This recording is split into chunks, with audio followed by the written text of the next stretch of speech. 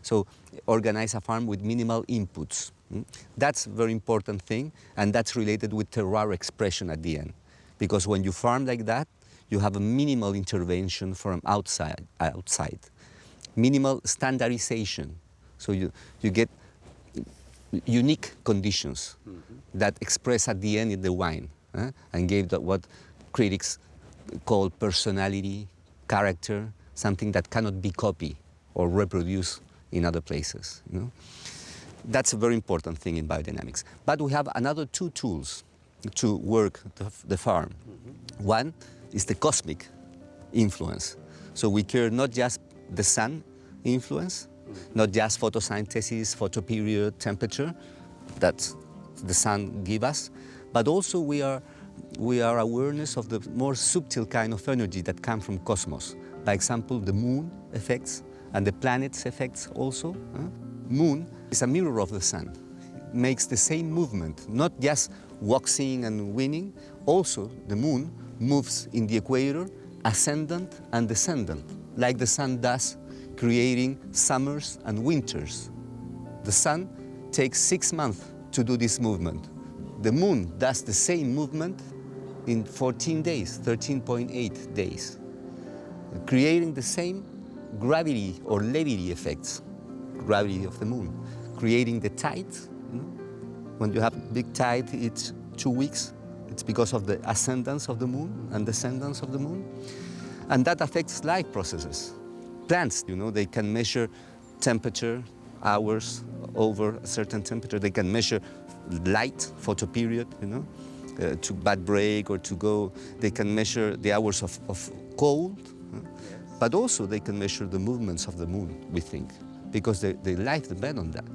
So they have to really know when to bad break, when they go to leaves in dormant, So if we can work in partnership with nature, part of the job will be much more efficient, So we have different days to do the different jobs or different works in the plant. That's important in biodynamics, cosmic influence. And at the end also, we work our compost like in a specific way with homeopathic herbs that are used also in human medicine, like chamomile, dandelion, stinging nettle, oak bark, valerian, and yarrow. Those 6 herbs, we use it in our compost to enhance the activity of the microorganism that degrade the matter in the composting. We work with homeopathic doses, so science cannot explain how it works, but they had seen that it works. We have a better composting, we have a better temperature curve in the compost, more richness in microorganisms, and more richness in nutrients. We use the compost in one year, and you see that how it looks.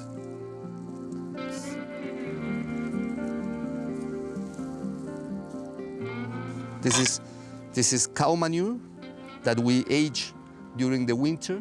We bury it in horns, in cow horns. That I have it there. I can show you. And after 6 months, you get it like this, without smell. We make a tea with this matter, and we spray the tea to the fields. This is related with the growth of the vegetable, related with the elements earth and water that are responsible of the growth. Another preparation, that's quartz, silica, that we do it like powder. We really do like a powder. We grain it like a powder, and we bury in horns also, cow horns. But during the summer, this is the opposite preparation of the horn manure.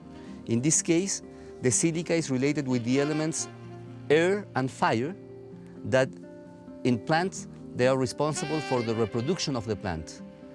So we use it in that moment. We use this spray in bloom, in veration, and before harvest, during ripening. So, in biodynamics, we said that we work with polarities. We have the earth polarity and the cosmic polarity.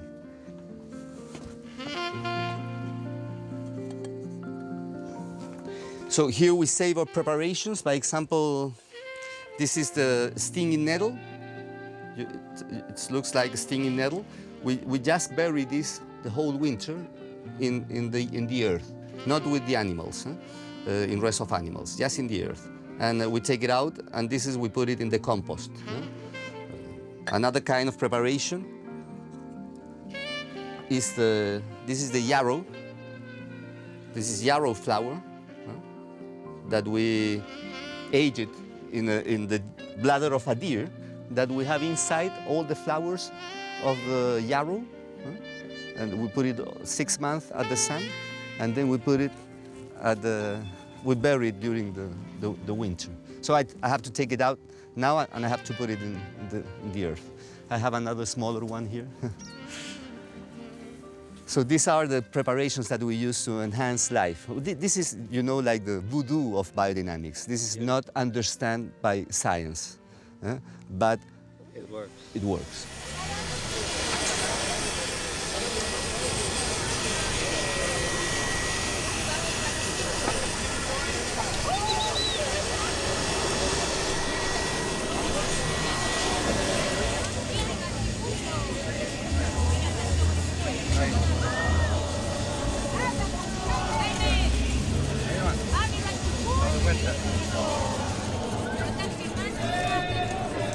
A los ricos anticuchos, de la que larga los anticuchos.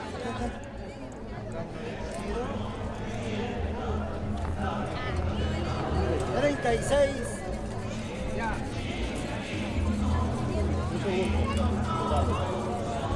Aquí vamos. 36.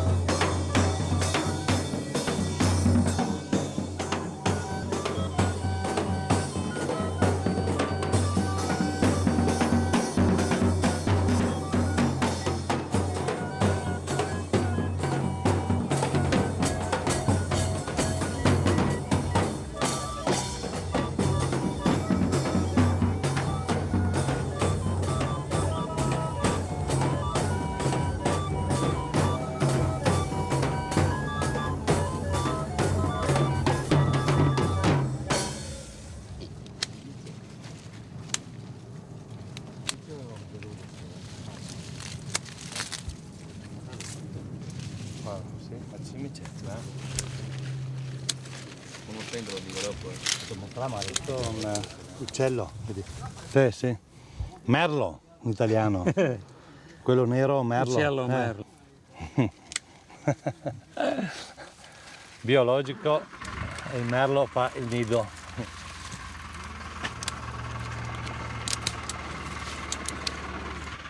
Questo è un habitat ideale per gli uccelli.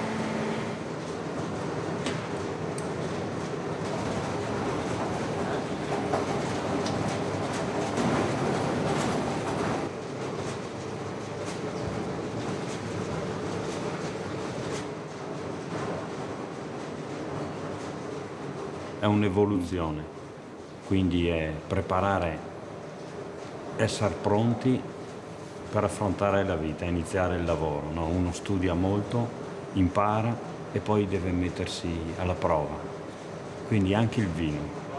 impara, affina nelle botti, si prepara per essere bevuto e consumato. E chiaramente ha bisogno di un momento di sviluppo che sono i primi 2-3 anni per i grandi vini nella botte, e poi affina e dà il massimo quando lo dà a piena maturità. Quindi esprimerà il top di ciò che ha imparato, di ciò che abbiamo insegnato al vino dopo 3 anni, 4 anni, dipende.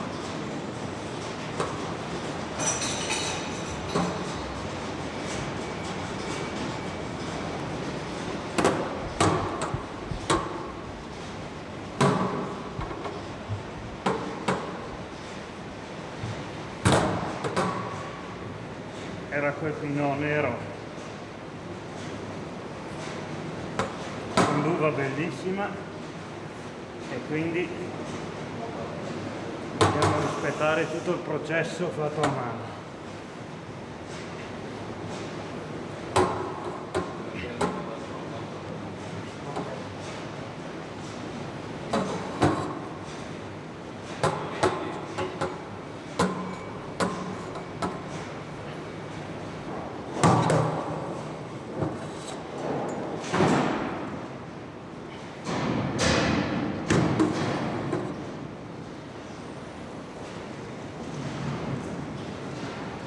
Questo è quel pinot di 2 giorni fa, sta fermentando e dobbiamo immergere la vinaccia nel mosto, fare acquistare colore, tannini, caratteristiche dell'uva. Per 5 volte al giorno nei primi 6-7 giorni, e poi la durata globale complessiva sarà di 13-15 giorni. La seconda settimana faremo 3 follature giornaliere, non più 5 o 6. E adesso per 3 ore lo lasciamo riposare.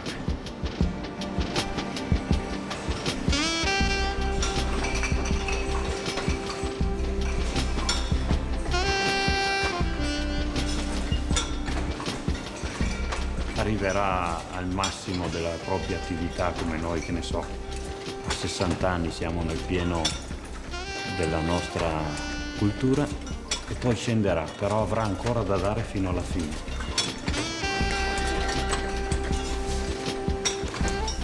Quindi la messa in bottiglia non è momentanea, ma è proprio paragonata alla vita, al momento dove esprime il top, al momento che dà tutto ciò che ha imparato prima. E questo dà soddisfazione a chi lo produce, chiaramente.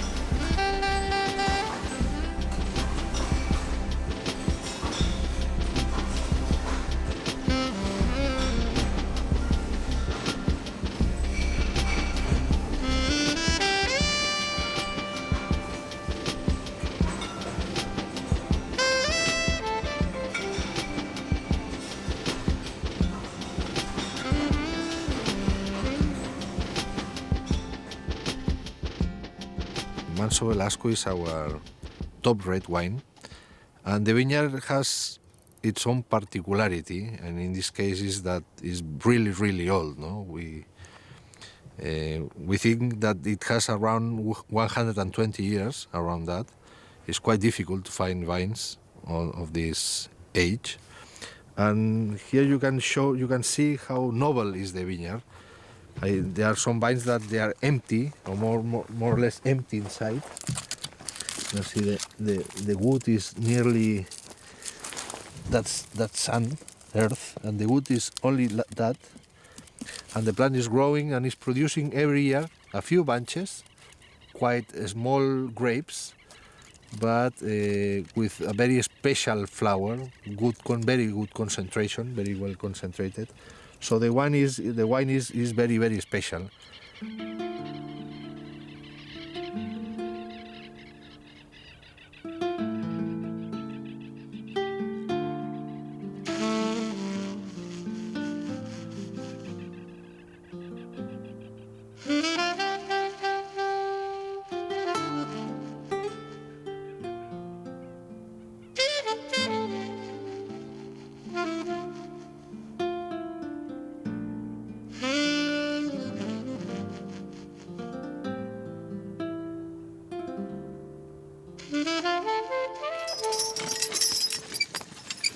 this is a magnificent soil for vines.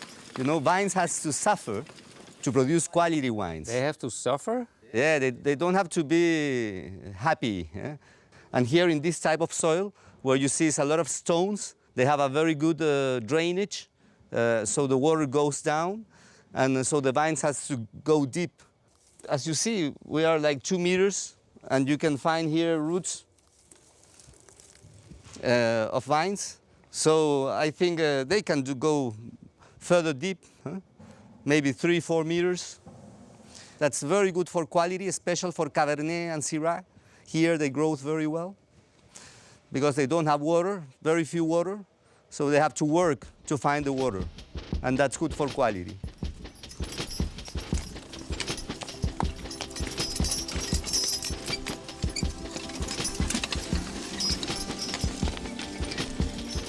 So we said, like a winemaker, that Chile, it's a paradise for grapes. Eh?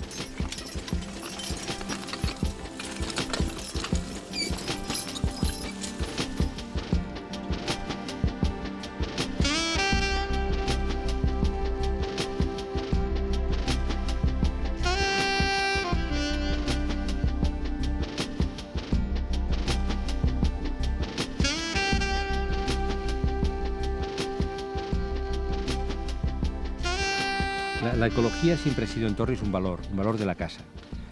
Y nosotros siempre hemos sido líderes en muchos aspectos de la ecología, por ejemplo, con la protección de especies en peligro, como el águila de Benelli o el cóndor en Chile, por ejemplo, con la protección de los bosques del Panadés, que hay colaboraciones que hacemos, esto hace muchos años. Y ahora, frente a esta amenaza del cambio climático, nos pareció también que teníamos que liderar un esfuerzo para tratar de demostrar que es posible luchar contra el cambio climático, que es posible realizar un cambio. Lo que no nos podemos permitir todos juntos es que las cosas sigan igual, que todos sigamos consumiendo energía, derrochando energía, que todos sigamos utilizando combustibles fósiles continuamente. Y sí, yo pienso que hay un esfuerzo por parte nuestra también para que otros sigan este ejemplo y para que todos juntos hagamos posible que el aumento de las temperaturas sea lo mínimo posible. Ahora, pienso que la viticultura orgánica también tiene que hacer un cambio. No puede ser en el siglo XXI la misma